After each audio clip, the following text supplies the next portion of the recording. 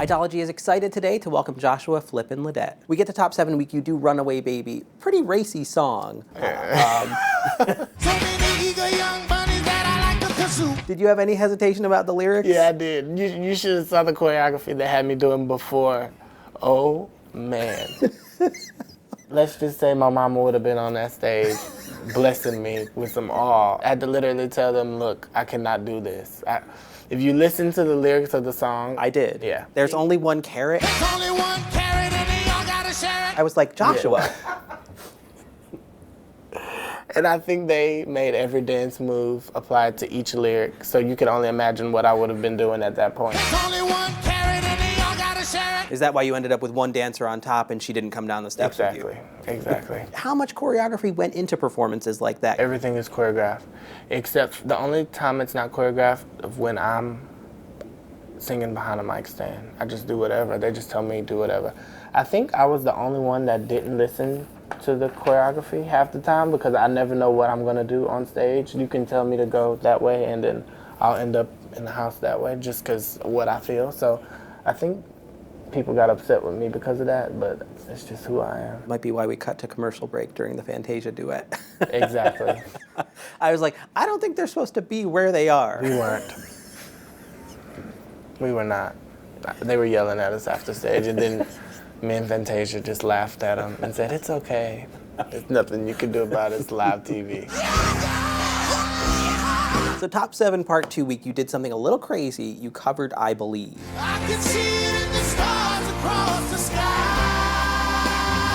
I put it up there with Summertime in my two favorite Fantasia moments. Yeah. Were you at all nervous about covering a Fantasia song, A, and B, how come nobody noticed at the end you went off the rails? See, I'm waiting on You ended mid-verse. I think you started singing Yep. the verse again or something. Nobody caught on till a couple weeks later till they actually, okay, I'm tired of listening to this. Let me listen again, and this is what happened. I got carried away in that song. I felt it so much that I went in singing another chorus of the song, and the vocal coaches were looking at me like, oh my gosh, he got caught up. He should come back down. I was like way up here, and the band was all the way down here, and I'm instead of singing, and then once I realized it went off my head, I was like, oh my gosh, I'm not in church, I gotta stop, and I had to catch myself. That song was one of the reasons I auditioned for Idol. It's just beautiful. Did you watch Idol right from the very beginning? I watched season 1 and season 3. Really? Season 1 because it was the first season, and season 3 because Fantasia was on it, and she's my favorite. Once Fantasia was off the show, you're like, okay. Yeah, I'm done. It doesn't get any better than that. I'm not ever watching it again. I cannot disagree that it doesn't get better than Fantasia, Yeah. but you missed some good stuff. Ready for Love, I think was one of your more restrained performances. I am ready for love. I like the song. It's a beautiful song. I'm not gonna, I'm just gonna show them that it's not all about screaming with me, not just to prove a point to them, but just I liked the song how it was, and I wasn't gonna change it. So I did it for that reason, just because it was beautiful already. Let's talk about It's a Man's World. I don't remember it. It didn't go like that in rehearsals. I know that.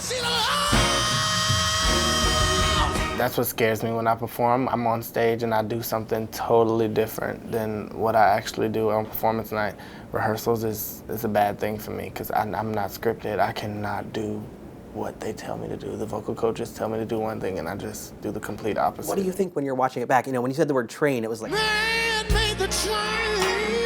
I'm like, did I really do that? Can you say the word train like that now, or does it have to be in the moment? I think it has to be in the moment. I'm trying to get you to sing it clearly. To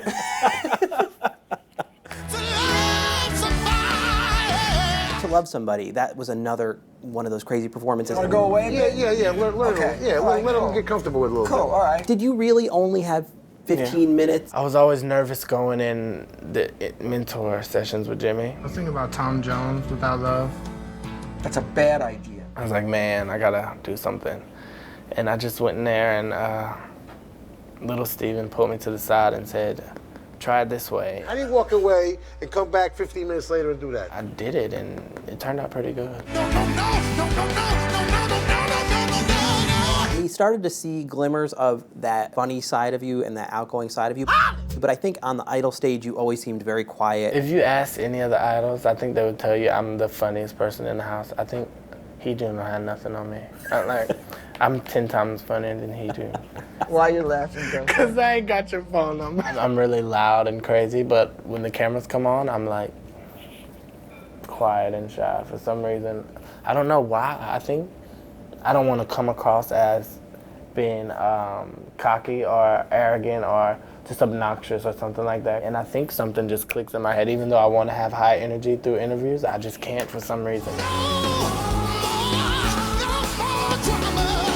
I've asked way too many questions and we're running out of time, so I'll be quick about it. But No More Drama, I thought was really quite stellar. And when I heard Jimmy saying, Last night, there was something missing, and I know it was the material. blah, blah, blah. I think because he knew I was going home. He knew you were going home. Did you know at that minute, like, okay, I'm going home? Yeah, I did. Actually, I think that I kind of felt the vibe coming from everyone in production and just the people that was on Idol that I was going home. I picked up that vibe. And then when I heard him say that in the clips, I said, I'm going home. Because he never says anything bad about me, never. And to hear him say that, he's obviously not going to make himself look bad on television saying, oh, he was great and he's going to stay. No, he's going to make himself look like he knows what he's talking about, which he does, but he's going to, you know, and I think that's what it was. When you took the jacket off and your in-ear kind of went flying, was that scary? I didn't even recognize it. I was just on another level. I was going crazy. I'm not thinking about who's looking at me or what I'm doing on stage. I'm just trying to get a message across and try to help somebody. No more drama, no.